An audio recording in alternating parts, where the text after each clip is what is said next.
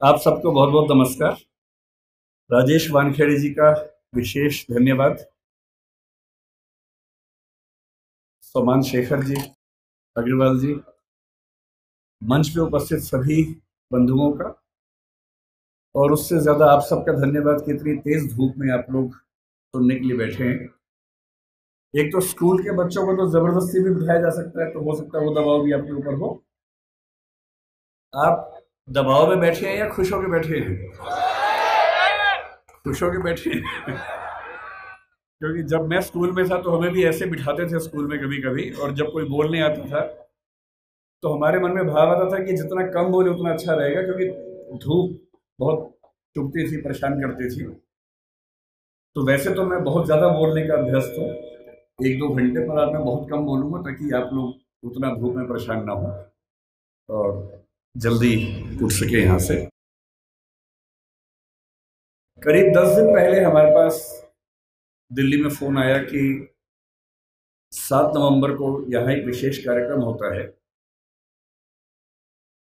मुझे सबसे अच्छा लगता है वहाँ जाना जहाँ किसी महापुरुष का जन्म हुआ हो, मृत्यु हुई हो, उसकी यादें जुड़ी हों। और जब मुझे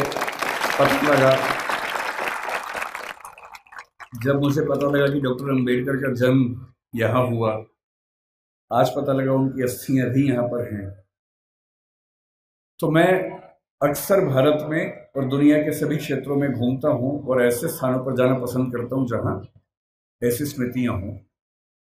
भारत के विभिन्न नेता, चाहे महात्मा गांधी हों या और नेता उस समय के हों, उन सभी के जन्म स्थान, शहादत स्थल, वो सब मैंने देखे हैं। कई कई घंटे वहाँ बैठा हूँ। डॉक्टर अंबेडकर मेरी नज़र में एक अत्यंत महान नेता हैं। उनको मैं अब्राहम लिंकन के बराबर समझता हूँ। अब्राहम लिंकन ना होते, आज जैसा अमेरिका हमें दिखता है वैसा अमेरिका ना होता अगर अब्राहम लिंकन अपने जीवन का बलिदान न करते। 1776 में अमेरिका आज़ाद हुआ, या कह सकते हैं कि 1787 के आसपास उसका संविधान पूरा लिखा गया। लेकिन वहाँ आज़ादी मिलने के बाद भी जो वहाँ के दास थे, स्लेव्स थे, उनको आज़ादी नहीं मिली थी। उनकी आज़ादी लगभग 90 साल के बाद हुई, 1860 के दशक में हुई। एक लंबा संघर्ष हुआ, और उस लंबे संघर्ष में जिस व्यक्ति ने एड़ी चोटी का जोर लगाया उसका नाम अब्राहम लिंकन था। लिंकन के खिलाफ अमेरिका के बहुत सारे लोग थे, पर वो अड़ गया, और अंत में उसने संविधान में संशोधन करवा के, जिसको हम अमेरिकी संविधान का 13th अमेंडमेंट कहते हैं, वो पारित करवाया। और जिसके बाद से वहां दास व्यवस्था समाप्त हुई। उसकी कीमत यह है कि उसके कुछ ही समय के बाद अब्राहम लिंकन की हत्या हुई, लेकिन वो अपने जीवन की बलि देकर कम से कम अमेरिकी समाज के बहुत बड़े हिस्से को आज़ाद करवा के चले। अम्बेडकर जी कहते थे कि जिंदगी बहुत लंबी होने का मतलब नहीं है, जिंदगी महान होनी चाहिए। और महान जीवन का मतलब ये होता है कि सफल होना तो बहुत छोटी बात है।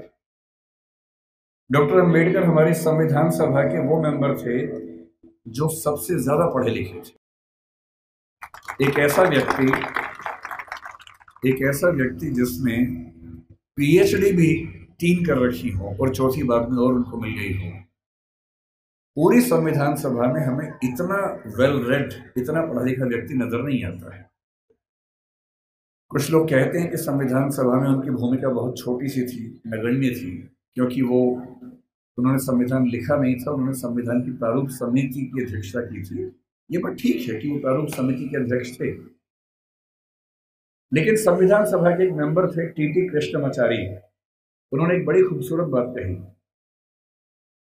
कि संविधान सभा की प्रारूप समिति में कुल 7 मेंबर थे, जिनमें से एक ने ज्वाइन ही नहीं किया, एक बीमार पड़ गए, 2 दिल्ली के बाहर थे, एक देश के बाहर चले गए, एक ने इस्तीफा दिया, तब दूसरे मेंबर को लेके आए।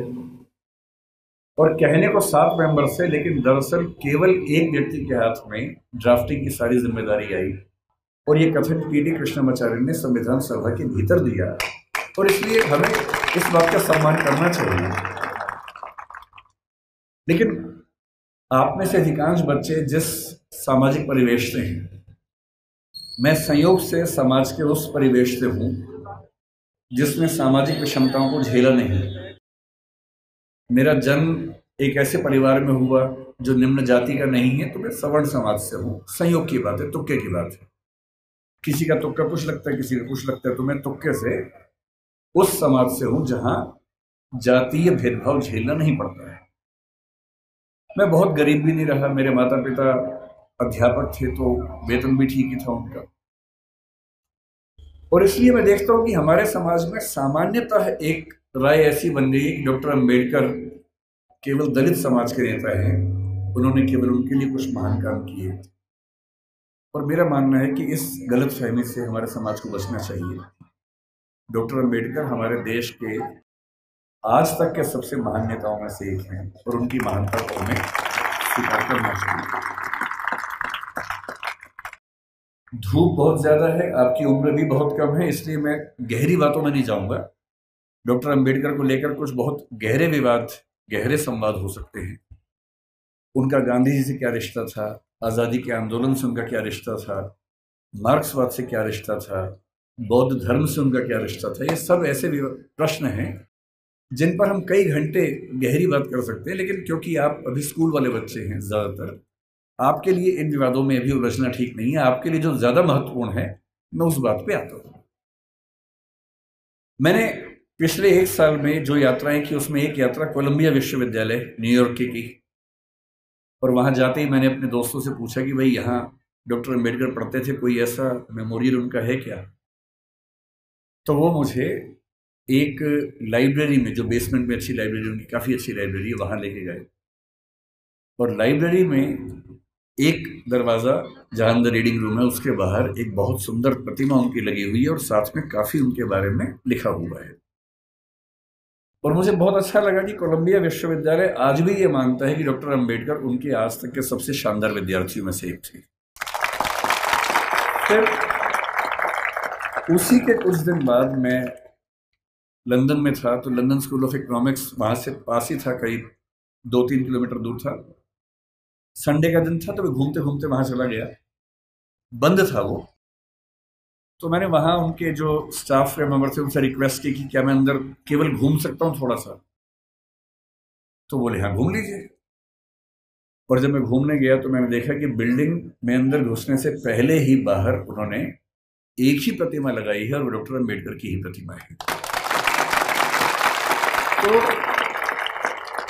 मुझे ऐसा लगता है कि जिस भारतीय सपूत की ख्याति दुनिया में इतनी ज़्यादा है, अमेरिका में, लंदन में जहाँ वो पढ़े, वहाँ के इंस्टीट्यूशन से मानते हैं कि हमारे महानतम विद्यार्थियों में से एक वो थे।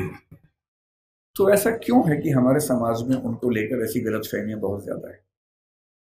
आज मुझे बुलाया गया है ये कह के कि बच्चों को प्रेरणा देनी है, पर दरअसल मेरे लिए तो खुद ये प्रेरणा का समय है कि मैं एक ऐसी जगह हूँ जहाँ डॉक्टर साहब पैदा हुए, उनकी मृत्यु हुई। मैं बहुत संक्षेप में आपको ये बताना चाह रहा हूँ, क्योंकि आप में से बहुत सारे बच्चे जिस समाज में पैदा हुए होंगे, आपकी परिस्थितियां कुछ वैसी होंगी जैसे अंबेडकर जी की थी। हालांकि वैसी नहीं होंगी, और क्यों नहीं होंगी? क्योंकि अंबेडकर जी हो गए आपसे पहले, इसलिए आपकी स्थितियां वैसी नहीं। अगर वो ना होते तो स्थितियां वैसी होती। तो मैं आपको थोड़ा सा बताना चाह रहा हूं कि आप किस भारत की ऐतिहासिक सामाजिक परंपरा में स्थित हैं और आपकी जिम्मेदारी क्या बनती है। मैं ये भी समझाना चाह रहा हूं कि जो सदस्य आप में से या समाज के जो सुनेंगे इस वक्तव्य को, जो समाज के उस तबके से नहीं भी हैं, जो समाज के संपन्न वर्ग से हैं, उनको भी समझने की जरूरत है। जो हम थोड़ा सा समझेंगे क्या है वो। हमें किसी व्यक्ति की महानता समझने के लिए पहले ये देखना चाहिए कि उसकी प्रेरणा बिंदु क्या थे। आपको मैं प्रेरित करूं, इससे बेहतर है कि मैं आपको वही बताऊं डॉक्टर अंबेडकर के बारे में जिससे मुझे प्रेरणा मिलती है। शायद आपको भी किसी से प्रेरणा मिल जाए। और मैं ये स्पष्ट कर दूं मैं किसी विचारधारा, किसी मान्यता, किसी वाद का अंध समर्थक नहीं हूं। मैं ना गांधीवादी हूं, ना मार्क्सवादी हूं, ना अम्बेडकरवादी हूं। मैं सभी महान व्यक्तियों को पढ़ता हूं, डूब के पढ़ता हूं। अम्बेडकर जी जितना पढ़ते थे उतना नहीं पढ़ पाता हूं, लेकिन तब भी काफी पढ़ता हूं। उनके बारे में तो एक ऐसी बात मैंने सुनी है, आप बार बार ताली मत बजाइए, उससे रिदम टूटेगी। ताली एक ही बार बजा दीजिएगा बाद में, है ना। अभी सुन लीजिए। मैं कल जब इंदौर आ रहा था, फ्लाइट में था, तो मैंने कुछ वीडियोस डाउनलोड किए हुए थे अम्बेडकर जी के बारे में, ये सोच के कुछ नया पढ़ने को मिले, कुछ नया सुनने को मिले, तो मुझे भी तो प्रेरणा मिले। तो एक जिक्र मैंने सुना। आप लोग धूप से परेशान तो नहीं हो रहे ज्यादा? वैसे भी धूप मेरी तरफ ज्यादा है, आपकी तरफ तो कम है, तो है ना। तो अगर मैं बोल सकता हूं तो आप सुन भी सकते हैं, ऐसा क्या है। और आप बैठे हैं, मैं खड़ा हूं, तो आपको तो ज्यादा। तो मैंने कल एक बड़ा अच्छा जिक्र सुना। वो जिक्र एक विदेशी लेखक जिन्होंने किताब लिखी इनसाइड एशिया, ये 19 मतलब अम्बेडकर के समकालीन लेखक थे, जिनका नाम था जॉन गुंटर, बड़े प्रसिद्ध लेखक थे। उन्होंने लिखा कि मैं 1938 में एक बार डॉक्टर अम्बेडकर के घर गया और मैं दंग रह गया, उनकी लाइब्रेरी में किताबें गिनने लगा।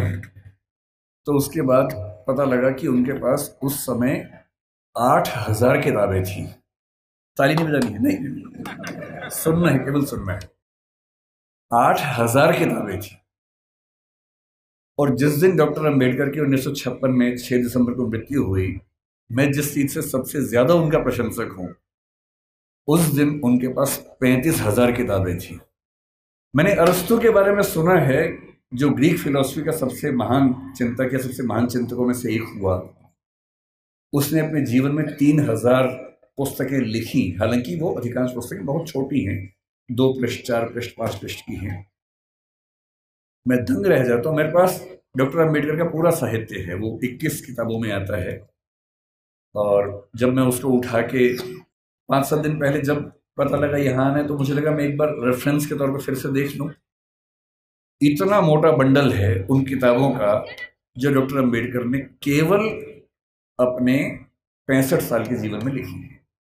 उनको समय कम मिला। ये ईश्वर या नियति की क्रूरता है कि उनको समय कम मिला। अगर उनको 10-15 साल और मिल जाते तो निस्संदेह हमारा देश जैसा है उससे बहुत बेहतर होता। लेकिन नियति का मामला है। मैं देखता हूं कि हमारे समाज में बहुत लोग उनका विरोध करते हैं। उनको लगता है कि दलितों का नेता है, ये हिंदू धर्म के बहुत खिलाफ था, ये बहुत नाराज रहता था। लेकिन उन्होंने उन परिस्थितियों को, उस बैकग्राउंड को देखा नहीं जो आज मैं आपसे डिस्कस करूंगा। आपने सुना होगा जरूर, नहीं सुना तो आप सुन लीजिए और फिर तुलना कीजिए कि आज आप जहां हैं क्यों वहां हैं। अगर अंबेडकर साहब ना होते या ज्योतिबा फुले ना होते, उसके 500 साल पहले कबीरदास ना होते, उसके 2000 साल पहले बुद्ध ना होते, तो दरअसल हम वहां नहीं होते जहां जब बैठे हैं। क्या उन्होंने क्या झेला अंबेडकर जी ने? क्योंकि आप बच्चे हैं इसलिए मैं वही सी चीजें बताऊंगा जो आपको थोड़ा सुन के समझ में आएंगी और प्रेरणा मिलेगी आपको। जब वो 6 साल के हुए, यही पैदा हुए, यही उनका घर है, मुझे बताया गया इसी घर में उनका जन्म हुआ। आप लोग कितने सौभाग्यशाली हैं कि आप यहाँ आते हैं। मैं तो पहली बार जीवन में आया हूँ। कुछ दिन पहले इंदौर पहली बार मैं आया था, 1 साल पहले। मुझे ये नहीं पता था कि इतना पास में वो जगह है, वरना मैं उसी दिन आता। तो मुझे बड़ा आश्चर्य हुआ कि मैं इंदौर तक आया भी और मुझे पता नहीं चला। तो जब वो पैदा हुए इसी जगह है, क्योंकि उनका सौभाग्य था कि वो एक सूबेदार के बेटे थे, इसी सेना में काम करने वाले। मुझे आज पता लगा कि MHOW क्यों कहते हैं, मिलिट्री हेडक्वार्टर्स ऑफ वार उसका नाम था। मैं परेशान था कि महू की स्पेलिंग MAHU क्यों नहीं है, MHOW क्यों है। तो आज पता लगा नहीं, वो एक एक्रोनिम है, उसकी फुल फॉर्म एक है। वो जिस समाज में थे उस समाज के बच्चे स्कूल में नहीं पढ़ते थे, उनको पढ़ने की अनुमति नहीं थी। पर क्योंकि वो सूबेदार के बेटे थे, और सूबेदार एक कमीशन पद होता है सेना में, बड़ा पद होता है, तो इतना हो गया कि उनको स्कूल जाने का मौका मिल गया। पर उनकी माँ को, आदरणीय भीमाबाई जी को अच्छे से पता था कि जब बच्चा स्कूल जाएगा तो इसके साथ बहुत बुरा बर्ताव होगा, जिसको आपकी भाषा में बुलिंग कहते हैं, आजकल के बच्चों की भाषा में बुलिंग कहते हैं, उसका खतरा था। और माताओं को, पिताओं को बहुत चिंता होती है कि हमारे बच्चे के साथ स्कूल में ज्यादती ना हो, बदतमीजी ना हो। कल को आप भी पेरेंट्स बनेंगे, आप भी इस दर्द से गुजरेंगे। ऐसे कई बच्चे होते हैं, कोई फिजिकली उतना ठीक नहीं है, कोई मेंटली उतना ठीक नहीं है। जब वो स्कूल जाते हैं बच्चे, एक तो पहले वो पीड़ित है, उसके बाद स्कूल के बाकी बच्चे उनका मजाक बनाते हैं, चिढ़ाते हैं। पेरेंट्स को इतना दर्द होता है इस बात से, लेकिन क्या करें। तो उनकी माता जी ने, भीमाबाई जी ने कहा कि देख बेटा, स्कूल जा रहा है, पहले ही समझा रही हूं, बहुत बुरे अनुभव होंगे, लड़ना मत, झगड़ना मत, विद्रोह करके छोड़ मत देना, क्योंकि पढ़ाई करोगे वो अकेला रास्ता है कि कुछ बड़ा कर पाओगे जीवन में, वरना कोई दूसरा रास्ता नहीं है। इस बात को उस छोटे से बच्चे ने मन में बिठा लिया। वो स्कूल गया। उस स्कूल में पहली बार कोई ऐसा बच्चा आया था जो समाज के अछूत कहे जाने वाले समुदाय का हिस्सा था। जो बाकी बच्चे थे बुरे नहीं थे, पर वो भी अपने अपने घर से सीख रहे थे, अपने समाज से सीख रहे थे। उनको ये पता था कि ऐसे बच्चों के साथ नहीं बैठना है, दूर रहना है। तो व्यवस्था हुई कि वो स्कूल में क्लास के सबसे अंत में, जहां सारे बच्चों के जूते चप्पल रखे हैं, उसके पड़ोस में एक दरी छोटी सी बिछा के बैठेंगे, और दरी भी खुद लेके आएंगे ताकि स्कूल में कोई और व्यक्ति अपवित्र ना हो।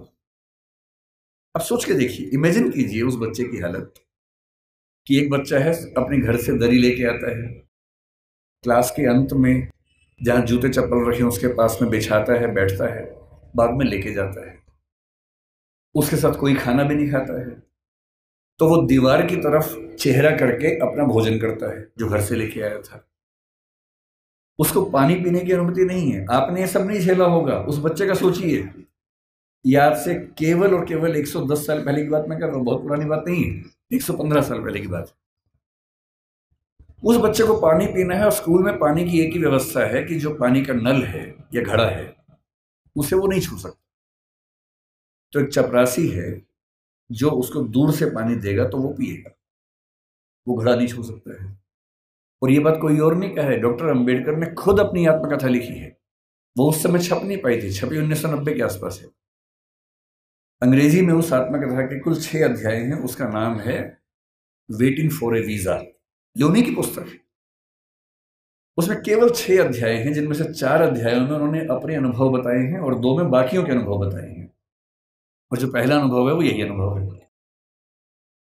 और वो साफ लिखते हैं कि अगर किस दिन, बच्चों अभी मैं जानता हूं आप बहुत बेचैन हो गए, शरारत करने का मन भी होगा, लेकिन जिनकी बात चल रही है ना, उनके सम्मान में थोड़ा शांत रहें और सुने, है ना, समझें उस बात। चंचलता इस उम्र में होती है, लेकिन थोड़ा सुन लीजिए, क्या हो गया, फायदा हो जाएगा, कुछ नया सीखोगे, है ना। आपकी उम्र से बहुत पहले अंबेडकर जी बहुत सीरियस हो गए थे, इसलिए वो अंबेडकर जी हैं। तो अब तो सीरियस हो ही जाना चाहिए। और जिस व्यक्ति की बात चल रही है उसका कितना एहसान है हम पे, आपके समाज पे विशेष रूप से, ये भी समझना चाहिए। जिस दिन चपरासी नहीं आएगा उस दिन पानी नहीं पी सकते हैं। उन्होंने एक वाक्य लिखा अपनी आत्मकथा में, नो पियन नो वाटर। उस समय ऐसी बोतलें नहीं होती थी जो भी आपको बढ़ रही थी, जिन बोतलों के लिए आप हाहाकार मचा रहे थे, उस जमाने में नहीं होती थी। उस जमाने में पियन नहीं आता था तो पानी नहीं मिलता था। उनके नंबर बहुत अच्छे है क्लास में। व्यवस्था थी कि जिसके नंबर जितने अच्छे होंगे वो उतना आगे बैठेगा, पर उनको ये ऑप्शन नहीं था कि वो आगे बैठ सके, उन्हें पीछे ही बैठना था। ये सब झेलते झेलते वो पढ़े। जब 10वीं क्लास में आए तो एक अध्यापक उनके थे, कृष्णा जी अर्जुन सेलुस्कर नाम था उनका। उन्होंने उस बच्चे को, भीमराव को, एक छोटी सी पुस्तक भेंट की जो बुद्ध की जीवनी थी, और कहा कि इसको पढ़ो।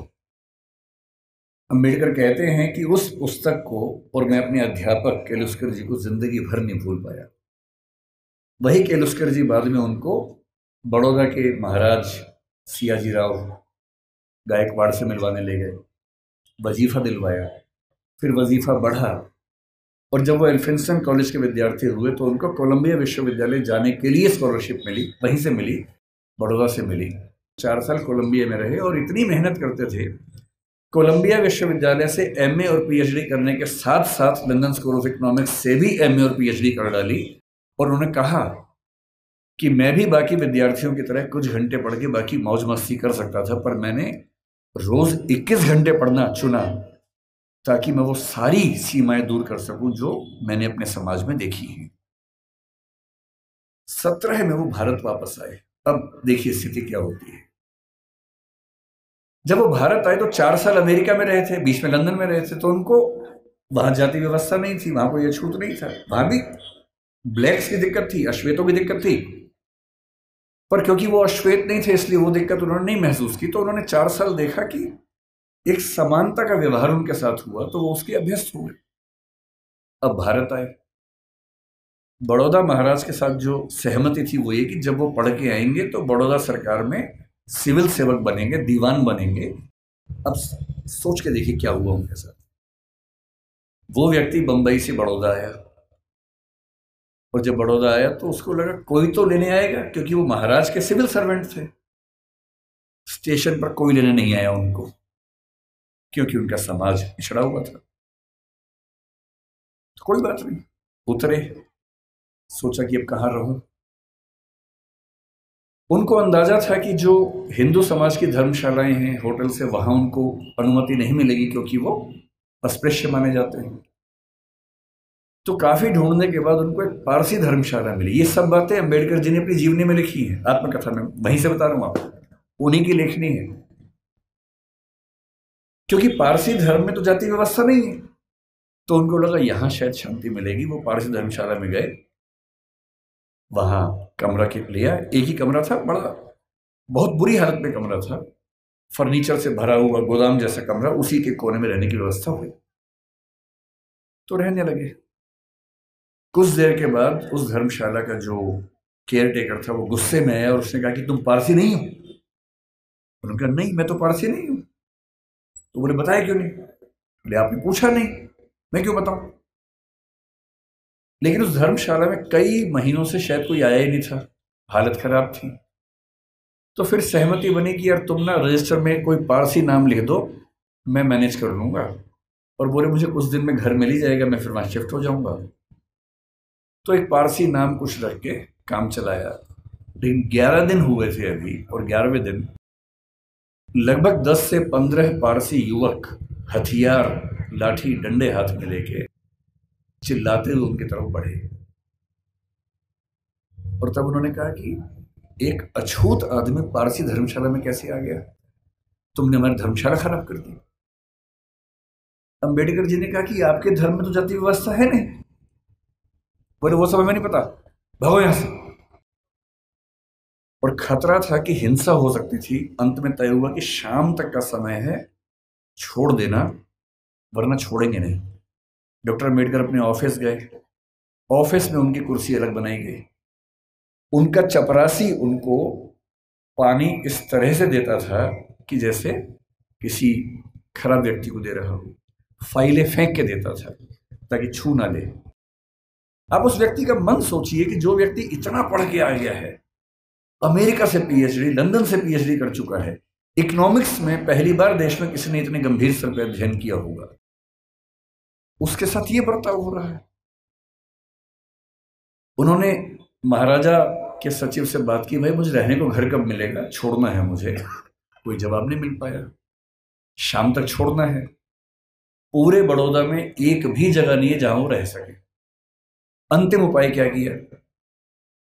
अपने एक हिंदू दोस्त से बात की कि भाई, जो 2 दोस्त उनके बाहर से पढ़ के आए थे, एक हिंदू एक ईसाई, दोनों से बात की। हिंदू दोस्त से कहा ऐसा कि ऐसे ऐसे छोड़ना पड़ रहा है पारसी धर्मशाला, क्या मैं तुम्हारे घर रह सकता हूं? बहुत प्रगतिशील व्यक्ति था, पर उसने 2 मिनट चुप होकर बोला कि देख यार, मुझे तो दिक्कत नहीं है, पर मेरे यहाँ जो लोग काम करते हैं ना, वो सब काम छोड़ देंगे, क्योंकि तुम अगर रहोगे तो वो फिर सब खत्म हो जाएगा। तो बोले ठीक है, कोई बात नहीं।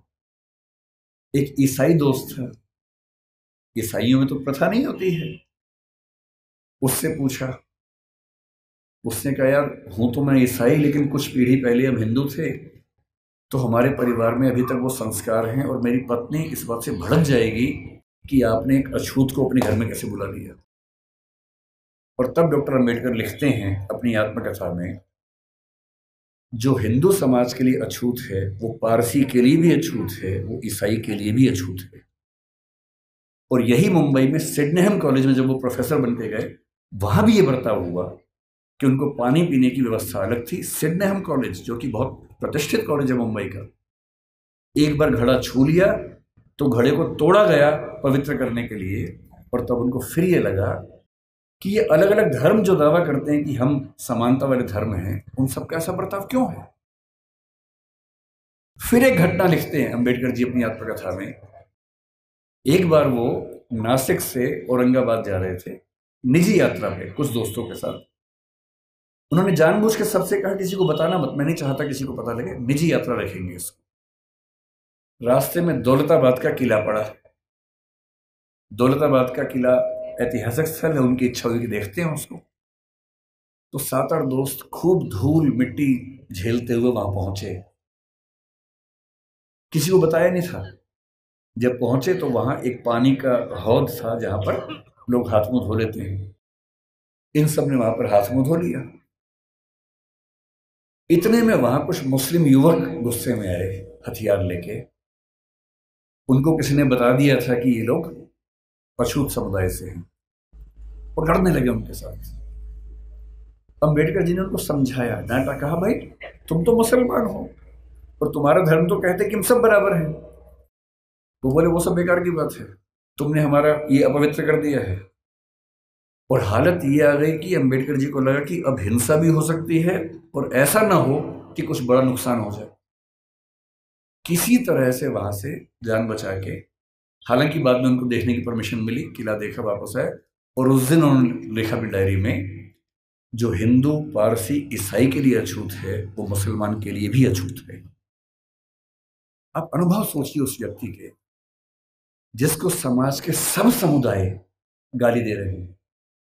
इतना पढ़ने के बाद, जो बड़ौदा के राजा का सैन्य सचिव रह चुका है, जो व्यक्ति सिडनेहम कॉलेज में असिस्टेंट प्रोफेसर रह चुका है, और वो लगातार कोशिश कर रहे हैं कि इस समाज के भीतर हमें एक्सेप्टेंस मिल जाए, हमारे समाज को एक्सेप्टेंस मिल जाए।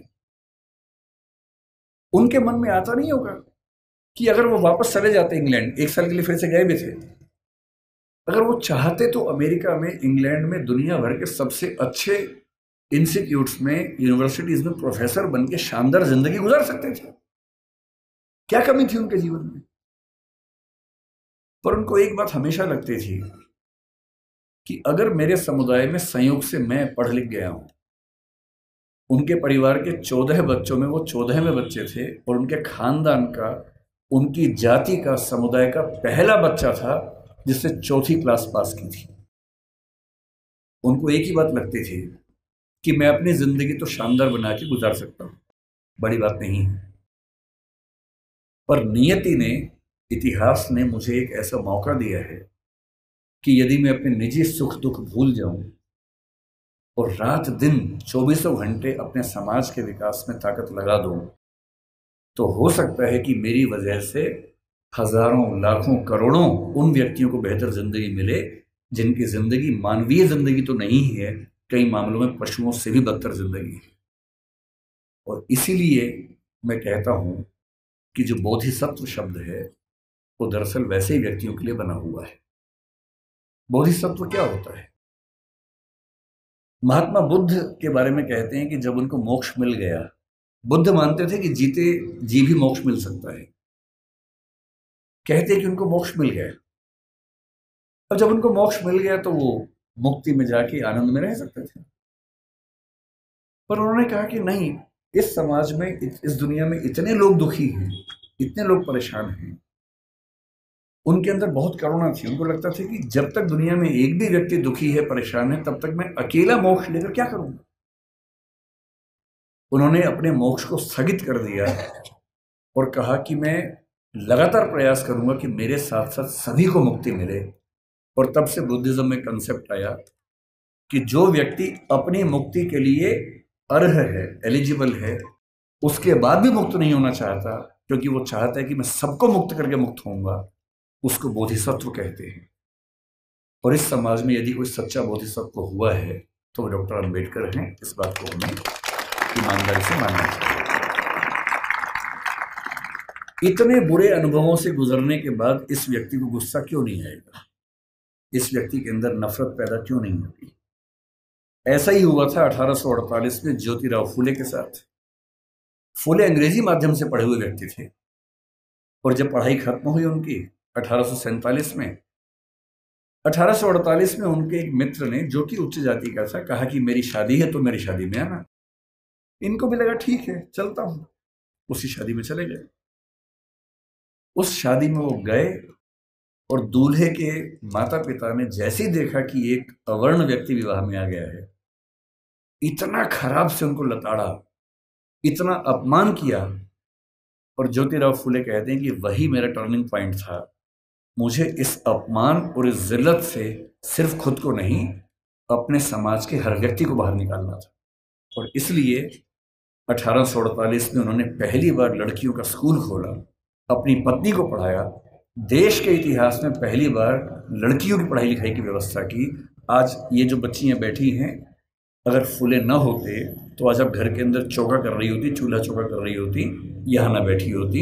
इसलिए जिन व्यक्तियों की वजह से हम अच्छा जीवन जी रहे हैं, उनके प्रति कृतज्ञ होना हमारा धर्म है, हमारी जिम्मेदारी बनती है।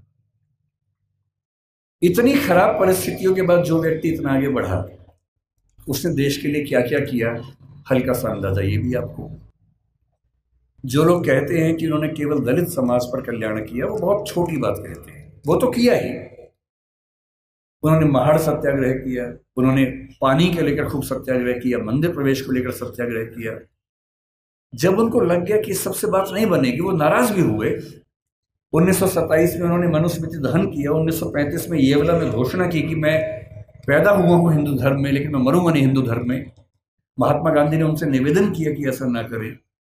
उसके बाद 21 साल तक वेट किया ताकि समाज अगर बदल सके तो मुझे इतना बड़ा स्टेप ना लेना पड़े। और 1956 में जब उनको लग गया कि मेरी मृत्यु नज़दीक है और मैं अपने समुदाय को संशय में, दुविधा में न छोड़ के जाऊं, तो अपनी मृत्यु से केवल 1.5 महीना पहले 14 अक्टूबर के दिन उन्होंने बौद्ध धर्म को अपना लिया।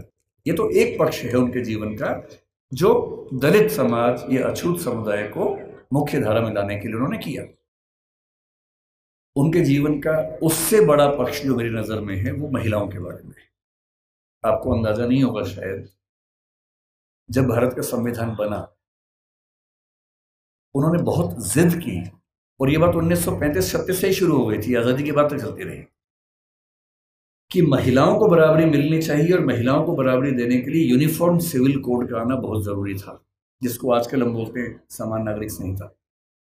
ये यूनिफॉर्म सिविल कोड आज सरकार कह रही है कि हम लेके आएंगे। ये जिद जिस व्यक्ति की थी, वो डॉक्टर अंबेडकर थे। उनको पता था कि जब तक सामाजिक कानून सभी धर्मों में पुरुष और महिला के लिए बराबर नहीं होंगे, तब तक महिलाएं आगे नहीं बढ़ सकती हैं। और उन्होंने कहा था, मैं किसी समाज की प्रगति का अनुमान इस बात से करता हूं कि वहां महिलाओं की हालत कैसी है। अगर महिलाएं पढ़ी लिखी नहीं है, वो घर के अंदर बंद है, तो समाज कैसे प्रगति करेगा? वो नेहरू जी से लड़ गए। जिस सरकार में वो कानून मंत्री थे, 1946 से 51 के बीच का जो दौर था, उन्होंने नेहरू जी से, जो प्रधानमंत्री थे, खूब झगड़ा किया कि यूनिफॉर्म सिविल कोड आप लेके आइए। उस समय नेहरू जी का मानना यह था कि 1951 के पहले आम चुनाव होने के बाद, जनता से विश्वास लेने के बाद मैं लेके आऊंगा। और अंबेडकर साहब ने नाराज होकर इस मुद्दे पर देश के कानून मंत्री के पद से इस्तीफा दिया और एक भाषण दिया, जिसमें कहा कि नेहरू जी ने अपने वायदे को निभाया नहीं है और महिलाओं की बराबरी के लिए जो प्रयास करना चाहिए वो प्रयास कर नहीं रहे। और फिर 1956 में उनकी मृत्यु होने से 1 साल पहले, 1.5 साल पहले, जो हिंदू कोड बिल था, Hindu code bill uniform civil code का एक बड़ा हिस्सा था जो हिंदू समाज के बारे में था, उसको 4 कानूनों के रूप में नेहरू जी ने पारित करवाया, जिसमें से एक हिंदू मैरिज एक्ट है, एक हिंदू सक्सेशन एक्ट है। और यदि आज हिंदू समाज की महिलाओं को वो सारे अधिकार मिल पाए हैं जो हिंदू पुरुषों को मिलते हैं, तो उसके पीछे जिम्मेदार सबसे बड़ा यदि कोई एक व्यक्ति है तो वो डॉक्टर अंबेडकर है। इसलिए भारत की महिलाओं को, आप जिस भी धर्म को मानते हो, मुस्लिम समाज पर यूनिफॉर्म सिविल कोड उस समय लागू नहीं करवा पाए वो, अब शायद वो भी होगा। और किसी भी समाज हो, हिंदू समाज हो, मुस्लिम समाज हो, कोई भी समाज, यदि उस समाज की महिलाओं के साथ बराबरी नहीं है तो राज्य की जिम्मेदारी बनती है कि वो कानून बनाकर बराबरी लाए। और ये विचार मुख्य रूप से अंबेडकर जी का ही था, जिसकी वजह से आज हम यहां खड़े हैं। तीसरी बात, लोग कहते हैं कि आज़ादी के संघर्ष में उन्होंने इतना साथ नहीं दिया। ठीक बात है, उनकी अपनी प्राथमिकताएं थी। 1942 से 46 तक जब स्वाधीनता संग्राम एकदम चरम स्तर पर था, वो वायसराय की काउंसिल में श्रम मंत्री थे या श्रम विभाग के प्रमुख थे। आज हम कहते हैं कि भारत में जो श्रम सुधार है, श्रम सुधार का मतलब किसी भी व्यक्ति को नौकरी पे रखेंगे तो कम से कम इतना वेतन देना ही होगा। न्यूनतम वेतन बोलते हैं, मिनिमम वेजेस बोलते हैं। प्रोविडेंट फंड बोलते हैं कि जब कोई व्यक्ति रिटायर हो तो उसको कितना पैसा मिलता है एक साथ। यदि कोई व्यक्ति 8 घंटे से ज़्यादा काम करता है उसको अतिरिक्त वेतन मिलना चाहिए, ओवर टाइम की पेमेंट मिलनी चाहिए। ये सारे श्रम सुधार जिस व्यक्ति ने किए हैं भारत में, वो डॉक्टर अंबेडकर हैं। इसलिए वो जिम्मेदारी केवल दलित समाज की नहीं है, देश की सारी महिलाओं की भी है, देश के सारे मजदूरों और नौकरी करने वालों की भी है। इन सब के प्रति, सब ठीक है ना, इन सब के प्रति डॉक्टर अंबेडकर की भूमिका ऐसी है कि हम उसको भूल नहीं सकते। अंतिम बात, आपकी स्थिति को देखते हुए जल्दी खत्म करते, उनसे हमें क्या सीखना चाहिए, क्या सीखें उनसे? उनसे हमें मुख्य रूप से 3-4 बातें सीखनी है। उन्होंने कहा कि मैंने जो कुछ सीखा है 3 व्यक्तियों से सीखा है। बुद्ध से सीखा, कबीर से सीखा और ज्योतिराव फुले से सीखा। सच बात है कि उन्होंने अपनी माँ भीमाबाई से भी बहुत कुछ सीखा, क्योंकि माँ ने ही सिखाया था कि भूल के भी झगड़ा मत करना, पढ़ना। और उनकी जिंदगी में एक टर्निंग पॉइंट ये भी था कि जब उनकी माँ की मृत्यु हो रही थी तो कोई वैद्य उनके घर तक नहीं आए, क्योंकि वो अछूत महिला थी, तो वैद्य उनके घर में कैसे आ सकता था। और तब उनको लगा कि मेरी माँ जिस रोग से मरी वो तो चलो एक दैहिक रोग था, पर ये समाज जिस मानसिक रोग से ग्रस्त है उसका इलाज जरूरी है। और जीवन भर उन्होंने वो किया। अंबेडकर जी से आपको और हमें क्या सीखना चाहिए? मैं तो अपने हिस्से का सीखता हूं, आपको भी क्या सीखना चाहिए? देखिए, जो समाज का वंचित समुदाय है, जिसमें हम में से अधिकांश लोग आते हैं, आपको समानता की स्थिति में आना है। अंबेडकर जी एक बड़ा सुंदर संविधान देश का लिख के गए हैं। उस संविधान में एक हिस्सा मूल अधिकारों का है। बहुत इंटरेस्टिंग बात है कि हमारे संविधान के मूल अधिकारों में सबसे पहला अधिकार समानता का है, न कि स्वतंत्रता का है, क्योंकि समानता जरूरी है।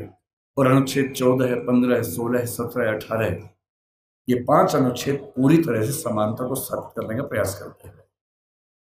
और आर्टिकल 17 में साफ साफ लिखते हैं, अस्पृश्यता का अंत किया जाता है और किसी भी रूप में इसका आचरण निषिद्ध होगा और दंडनीय होगा। अपने मरने से 1 साल पहले दबाव डाल के 1955 में उन्होंने अस्पृश्यता अपराध अधिनियम भी पारित करवा लिया, जिसके तहत अनटचेबिलिटी या अस्पृश्यता को या छुआछूत को अपराध घोषित किया गया। उनसे हमें क्या सीखना चाहिए? आपको क्या सीखना चाहिए? पहली बात, उन्होंने एक बड़ी गहरी बात कही थी कि शिक्षा शेरनी का दूध होता है और जो इसको जितना पीता है उतना ही दहाड़ता है। बिना शिक्षित हुए कुछ नहीं हो सकता। और यहां तक कहा कि तुम्हारे पैर में जूते हो ना हो, हाथ में किताब होनी चाहिए।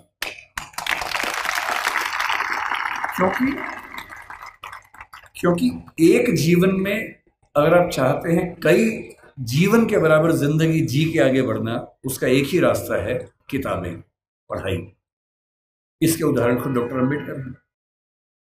आपके समाज के पास ना उतना पैसा है, ना उतनी जमीन है, ना उतनी संपत्ति है, ना उतना रसूख है, ना उतनी पॉलिटिकल ताकत है। जिन समुदायों, जिन परिवारों के पास ये सब नहीं होता, उनके पास आगे बढ़ना एक ही रास्ता बचता है, वो है शिक्षा, तालीम। और सोशल मीडिया ने एक अच्छा काम ये किया है कि अच्छी अच्छी पढ़ाई, अच्छे अच्छे अध्यापक अब आपके मोबाइल फोन की मदद से आप सबके घर के अंदर पहुंच चुके हैं। अब तो हमारे पास ये भी कहने को नहीं है कि अच्छे टीचर्स नहीं मिलते हैं। जो टीचर दिल्ली को मिलते हैं, जो जेएनयू को मिलते हैं, जो मुंबई को मिलते हैं, देश के अच्छे अच्छे संस्थान को मिलते हैं, हार्वर्ड को मिलते हैं, वो सारे के सारे ऑनलाइन, और उनमें से बहुत सारी क्लासेस उनके निःशुल्क यूट्यूब पे, सोशल मीडिया पे उपलब्ध है। अगर आपके अंदर पढ़ने की जिद हो तो आज पढ़ना पहले की तुलना में बहुत आसान हो चुका है। असली बात है कि आपके अंदर वो जिद है या नहीं। दूसरी बात, मैं आईएएस के लिए पढ़ाता हूँ, दृष्टि नाम की संस्था हमारी है, और हमारे बहुत सारे बच्चे आईएएस बनते हैं, जिनमें से बहुत अच्छा अनुपात उन बच्चों का है जो एससी एसटी कैटेगरी से, ओबीसी कैटेगरी से होते हैं। मैंने एक चीज देखी है, आपसे विशेष रूप से निवेदन कर रहा हूं। बहुत सारे ऐसे बच्चे होते हैं जो समाज के पिछड़े समुदाय से आते हैं और उनको इस बात की बड़ी शर्मिंदगी होती है कि मैं पिछड़े समुदाय से हूं। उनको आरक्षण मिलता है, वो आईएएस बनते हैं, आईपीएस बनते हैं, और आईएएस आईपीएस बनने के बाद कोशिश करते हैं कि उनकी वो पहचान खत्म हो जाए कि वो पिछड़े समुदाय से हैं, और वो किसी उच्च समुदाय के व्यक्ति से शादी ब्याह करके अपने आप को वहां एक्सेप्ट करवा ले किसी तरह से। ऐसी उधेड़-बुन में लग जाते हैं। मैं आपसे एक बात का निवेदन करना चाह रहा हूं, जिस समाज से आप हैं उस समाज को लेकर शर्मिंदा कभी नहीं होना है, एकदम नहीं होना। आप सिविल सेवक बनेंगे, नेता बनेंगे, पुलिस वाले बनेंगे, जज बनेंगे, जो भी बनेंगे, आपकी मुख्य जिम्मेदारी संविधान के प्रति है, अपने दायित्वों के प्रति है, एकदम ठीक बात है, उसमें कोई कोताही करने भी नहीं चाहिए। पर ध्यान रखना है, आरक्षण के पीछे का मूल तर्क क्या है। आप सोच के देखिए कि इस देश में कुल नौकरियां अगर मैं मान लूं केंद्र में तो 1 लाख के आसपास, जिनमें एससी समाज की 15,000 के आसपास होंगी। एससी समाज की कुल आबादी अगर हम देखें, इस समय 16% से ऊपर आबादी है। अगर 150 करोड़ दिमाग में रखने या 140 करोड़ रखे तो 23 करोड़ के आसपास आबादी दलित समाज की या एससी समाज की भारत में।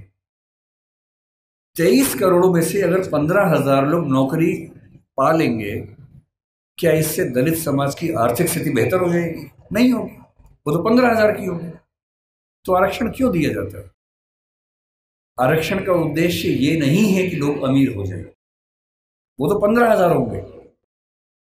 आरक्षण का उद्देश्य ये है कि जब पूरे एक गांव में एक दलित बच्चा या एसटी बच्चा या ओबीसी बच्चा आईएएस बनता है या जज बनता है, उस गांव के हर व्यक्ति को कॉन्फिडेंस आ जाता है कि दिक्कत आएगी तो मेरा छोटा भाई मेरे साथ खड़ा हुआ है, और आपको वो छोटा भाई छोटी बहन बनना है। जिस दिन आप सफल हो जीवन में, आपके समाज ने बहुत आहुति दी है आपकी सफलता में, और आप जिंदगी भर भी उनकी मदद करेंगे तो अपना उधार चुका नहीं पाएंगे। कोई ऐसा काम नहीं करना जो गैर कानूनी हो, जो असंवैधानिक हो, ऐसा नहीं करना है। अपनी नौकरी की हदों में रहना है, अपने नियमों का पालन करना है। लेकिन जैसे आप आईएएस बनेंगे, आपके परिवार में कोई संकट में होगा, उसकी हेल्प करेंगे। ठीक वैसे आपके समाज में कोई संकट में है, पुलिस यदि उसके साथ बदतमीजी कर रही है, गैर कानूनी कृत्य कर रही है, तो उस पुलिस को आप फोन करेंगे तो उसके साथ कुछ गलत नहीं होगा, ये आप पक्का कर सकते हैं। अंबेडकर साहब से सीखना चाहिए कि मैं जिस पृष्ठभूमि से हूं उस पर शर्माना नहीं है। अगर वो पीछे की स्थिति है तो उससे लड़ना है, और अपने साथ साथ अपने पूरे समाज को मुख्य धारा में लाने के लिए एड़ी चोटी का जोर लगाना है, ये सीखना है। तो पहली बात सीखनी है पढ़ाई, दूसरी बात सीखनी है अपने समाज का साथ देना। पीछे कोई भी हट सकता है। जाति को लेकर कबीरदास ने बड़ी गहरी बात कही थी कि व्यक्ति की पहचान उसकी योग्यता से होनी चाहिए, मेहनत से होनी चाहिए। जाति में क्या रखा हुआ है? उन्होंने कहा, जाति ना पूछो साधु की, पूछ लीजिए ज्ञान। ज्ञान पूछो, मोल करो तलवार का, पड़ी रहन दो म्यान। म्यान में क्या रखा है? तलवार की कीमत है। और यदि हम कहते हैं कि पिछड़े समाज के लोग पढ़ने में पीछे हैं, तो ऐसा क्या था कि एक बच्चे को मौका मिला और वो पूरी संविधान सभा में सबसे ज्यादा पढ़ा लिखा व्यक्ति बन गया? इसका मतलब है कि अवसर मिले, जुनून हो तो व्यक्ति कुछ भी कर सकता है। और मेरे पास जो मेरे प्रेरणा स्रोत हैं बहुत सारे हैं, उनमें से एक डॉक्टर अंबेडकर हैं। जब जब मैं इस रूप में प्रेरित होना चाहता हूं कि किन व्यक्तियों ने अपनी जिंदगी की आहुति देकर एक पूरे समाज, एक पूरे राष्ट्र की जिंदगी बदली, मुझे अब्राहम लिंकन, मेरी गूज, रोज़ा पार्क्स, डॉक्टर अंबेडकर, ऐसे कुछ नाम याद आते हैं। और मेरा मन कहता है कि मैं अपने समाज के बच्चों से, केवल आपसे नहीं, मैं अपने घर के बच्चों से भी यही कहता हूँ कि ज़िंदगी जियो तो वैसी जियो कि आपके जाने के बाद लाखों करोड़ों व्यक्तियों का जीवन बेहतर बने। और ये मजाक नहीं है। डॉक्टर अंबेडकर ने हमेशा कहा कि भाई नायक पूजा मत करना। जब लोग उनका जन्मदिन मनाते थे वो बुरा मानते थे कि यार तुम बिना बात के मुझे भगवान बना रहे हो, ऐसा मत करो। नाराज होते थे कि ये तुम मुझे भगवान बना दोगे तो तुम अपनी जिम्मेदारी भूल जाओगे, सोचोगे ये भगवान था, इसी का काम था, मेरा काम नहीं है, ऐसा मत करना। उन्होंने खूब मना किया। समाज की अपनी मजबूरी है कि यदि कोई व्यक्ति इतना महान काम करके जाए तो उसको सम्मान न दे तो क्या करे। इससे उनका जन्मदिन भी मनाया जाता है, पुण्यतिथि भी मनाई जाती है। 14 अक्टूबर का दिन भी नागपुर में मनाते हैं। आज 7 नवंबर, आज का दिन बड़ा पवित्र है। आज वो जीवन में पहली बार स्कूल में गए थे, उसी स्कूल में जहाँ दरी हाथ में लेके जाना होता था। ये उसी स्कूल की बात है। और मुझे खुशी है कि ये जो संगठन है यहाँ इस दिन को मना रहा है। और मैं एक अंतिम एग्जाम्पल देके बात समाप्त करता हूँ। 1954 का एग्जाम्पल है। अमेरिका में जो स्थिति हमारी यहाँ दलित समाज की है, वो स्थिति अमेरिका में अश्वेतों की रही लंबे समय तक। हुआ क्या कि जब अमेरिका आजाद हुआ तो अमेरिका के संविधान में समानता की बात लिखी गई। जब समानता की बात लिखी गई तो दास लोगों ने विरोध किया कि अगर समानता है तो हम दास कैसे हैं।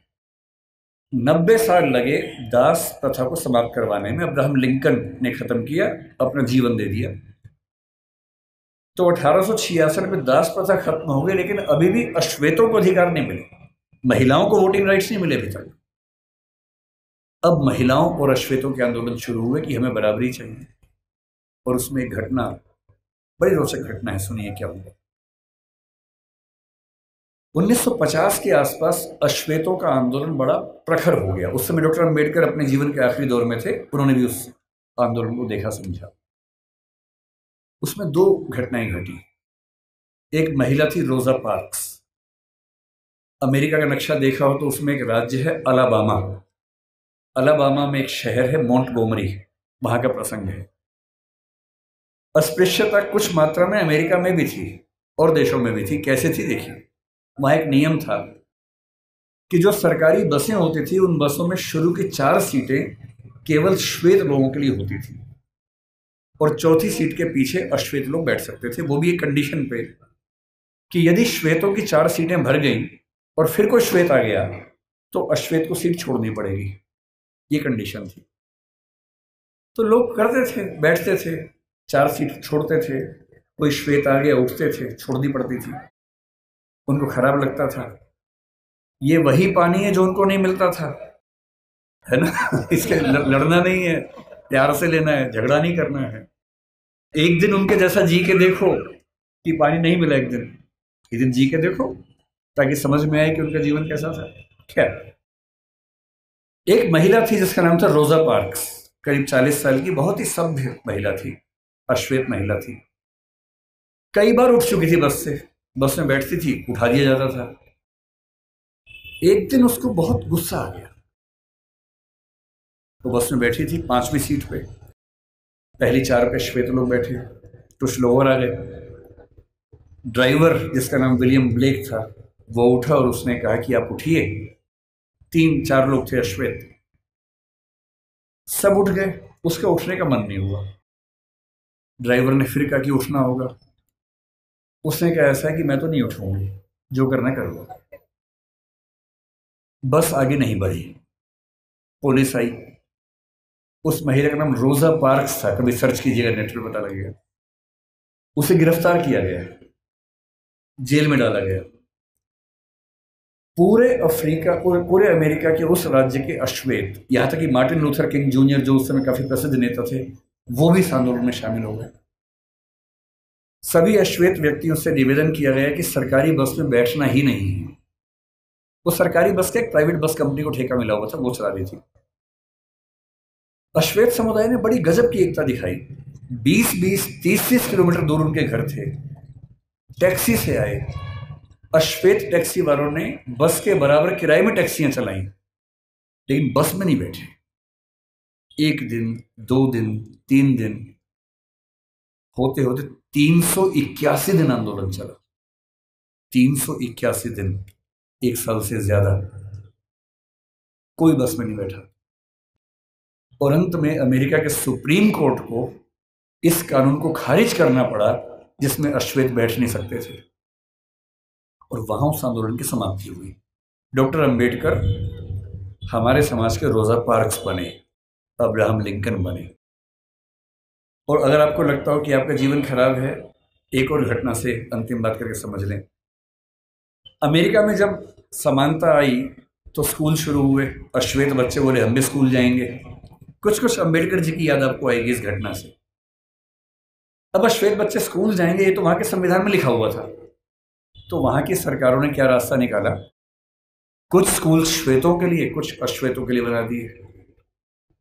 मामला सुप्रीम कोर्ट में गया कि भाई ये क्या समानता है, हम भी उसी स्कूल में पढ़ेंगे। तो सुप्रीम कोर्ट ने फैसला दिया कि नहीं, समानता का मतलब सिर्फ इतना है कि आपको स्कूल मिलेगा, अच्छी गुणवत्ता का मिलेगा, लेकिन अगर अलग अलग स्कूल है तो इसमें कोई दिक्कत नहीं है। तो ये व्यवस्था ठीक है कि अश्वेतों का स्कूल अलग, श्वेतों का स्कूल अलग। अब ये बड़ी दिक्कत थी अश्वेतों को। आंदोलन चलता रहा, चलता रहा, चलता रहा। 1954 में जब आंदोलन चल रहा था ये वाला, सुप्रीम कोर्ट अमेरिका का, उसको भी लगा कि अब समय बदल रहा है, और अमेरिकी सुप्रीम कोर्ट ने एक नया फैसला दिया, ब्राउन का मामला कहते हैं, और उसमें उसने घोषणा की कि समानता का जो 14th अमेंडमेंट की समानता उनके यहाँ है, उसके तहत समानता का सही मतलब ये है कि जिस स्कूल में श्वेत बच्चे पढ़ेंगे उसी स्कूल में, उसी क्लास में अश्वेत बच्चे भी पढ़ेंगे। ये 1954 में हुआ। अंबेडकर साहब 56 में गए, उनके सामने की बात है, 2 साल आखिरी थे उनके पास। अब जब ये हुआ तो अमेरिका में हंगामा हो गया। श्वेत समुदायों ने इतना हंगामा किया, अपने शहर तक बदल लिए ताकि एक ऐसे जगह जाके रहें जहां केवल श्वेत लोग रहते हैं, उनके स्कूल में केवल श्वेत लोग पढ़ें। अब अश्वेत बच्चे स्कूल में कैसे जाएंगे? तो हुआ कि जो बस जाती है स्कूल की श्वेत बच्चों की, उसमें अश्वेत बच्चे भी जाएंगे। और मैंने वो कहानियां पढ़ी हैं विस्तार में। जब पहली बार अश्वेत बच्चे श्वेत बच्चों के साथ स्कूल में गए, उस बस को घेर कर पुलिस की कम से कम 10 गाड़ियां आगे पीछे चल रही थी, क्योंकि किसी भी तरफ से हमला हो सकता था, गोलियां चल सकती थी, बच्चों की हत्या हो सकती थी। और बहुत भारी संख्या में पुलिस बस के साथ साथ स्कूल के अंदर, स्कूल के बाहर खड़ी होती थी। और अमेरिकी समाज को लगभग 70-80 साल लगे हैं। लेकिन अगर आप ध्यान से देखें, 1776 की आज़ादी जो दासों की आज़ादी नहीं थी, अश्वेतों की नहीं थी, महिलाओं की नहीं थी। 1866 में दासों की मुक्ति जो महिलाओं की नहीं थी, अश्वेतों की नहीं थी। 1950-55 के आसपास महिलाओं और अश्वेतों की मुक्ति। ठीक उस समय मार्टिन लूथर किंग जूनियर को 35 साल की उम्र में नोबेल पुरस्कार मिलना, और उसके लगभग 50-55 साल बाद बराक ओबामा का अमेरिका का राष्ट्रपति बनना। इतिहास ऐसे बदलता है। इतिहास में हर व्यक्ति को अपने हिस्से की भूमिका निभानी होती है। अंबेडकर जी ने अपने हिस्से की भूमिका निभा दी है, आपकी बाकी है। ठान लीजिए, इतना पढ़ना है। उस आदमी को सोचिए, वो उसने अपने जीवन में पहला रिसर्च एंथ्रोपोलॉजी में किया। अंबेडकर जी ने एंथ्रोपोलॉजी के विद्वान, इकोनॉमिक्स में पीएचडी की, और वो व्यक्ति पॉलिटिकल साइंस और संविधान के एक्सपर्ट बना बाद में। जिस विषय में बात करेंगे उस विषय का एक्सपर्ट बना। अगर वो ऐसा कर सकते हैं तो आप क्यों नहीं कमर कर सकते? और मैं अंत में ये बात कहकर समाप्त करूंगा, ठान लीजिए उन्हीं की बात, पैरों में जूते हो ना हो। तुम लोग ध्यान से समझो, पानी की बोतल मिले ना मिले, हाथ में किताब होनी चाहिए। और किताब सूरज से, धूप बचाने के लिए नहीं होती है। आप बचा लो, कोई बात नहीं, टेंशन मत। किताब इसलिए नहीं चाहिए कि धूप से बचना है, किताब इसलिए चाहिए कि धूप जैसा तेज अपने अंदर पैदा हो। और एक बहुत प्रसिद्ध विचारक हुए सफदर हाशमी, उन्होंने मजदूर समाज के लिए एक बात कही थी जो मैं आपको कह रहा हूं। उन्होंने एक गीत लिखा कि शिक्षा से ही बदलाव हो पाएगा। वो कहते हैं, पढ़ना लिखना सीखो ओ मेहनत करने वालों, पढ़ना लिखना सीखो ओ मेहनत करने वालों, पढ़ना लिखना सीखो ओ भूख से मरने वालों, क ख ग घ को पहचानो, अलिफ को पढ़ना सीखो, अ आ ई को हथियार बनाकर लड़ना सीखो। जो लड़ाई आप लड़ रहे हैं उस लड़ाई में ना बंदूक चाहिए, ना तोप चाहिए, ना लाठी चाहिए, ना भाला चाहिए, डंडा नहीं चाहिए, किताब चाहिए, अक्षर चाहिए। और पढ़ना क्या है? हर चीज़ पढ़नी है। संविधान को घोट लेना है ताकि आपको पता रहे क्या अधिकार है। कानून को ठीक से पढ़ना है, CRPC IPC को ठीक से पढ़ना है ताकि कोई आपके खिलाफ ज्यादती न कर सके। हर नागरिक को पता होना चाहिए कि मेरे क्या अधिकार हैं और मैं राज्य से क्या उम्मीद कर सकता हूं। साहित्य भी पढ़ना है और वो साहित्य देखना है जो साहित्य आम आदमी के पक्ष में है, वो साहित्य नहीं जो भव्य इमारतों के बारे में है। अदम गोंडवी जैसे साहित्यकार को पढ़ना है, कबीरदास को पढ़ना है जो समाज के आम व्यक्ति की जिंदगी को ठीक से समझता है, समझाता है। अदम गोंडवी ने आपके समाज के एक छोटे हिस्से के बारे में इतनी गहरी कविता लिखी, आइए महसूस करिए जिंदगी के ताप को, मैं चमारों की गली में ले चलूंगा आपको। ऐसा साहित्य पढ़ना है जो साहित्य समाज के उन वर्गों के बारे में है जिन्होंने जिंदगी की तलखी को, बुराइयों को, संघर्षों को सबसे ज्यादा सहन किया है, उनको पढ़ना है। तकनीक को पढ़ना है। डॉक्टर साहब ने कहा था कि जो समाज विज्ञान नहीं पढ़ता, ज्योतिबा जी ने भी कहा था, जो समाज विज्ञान नहीं पढ़ता वो कभी आगे बढ़ ही नहीं सकता। विज्ञान पढ़िए, तकनीक पढ़िए, आर्टिफिशियल इंटेलिजेंस पढ़िए, जो भी नई चीजें हैं जिनसे भविष्य में विकास होगा उन सब में पढ़ाई करनी है। और जितना पढ़ने के बाद आगे बढ़ेंगे, बस ध्यान रखना है आगे सिर्फ आप नहीं बढ़े हैं, आपका समाज आपके साथ आगे बढ़े, ये आपकी नैतिक जिम्मेदारी है। ये कह के मैं बात समाप्त करूंगा। बहुत बहुत धन्यवाद।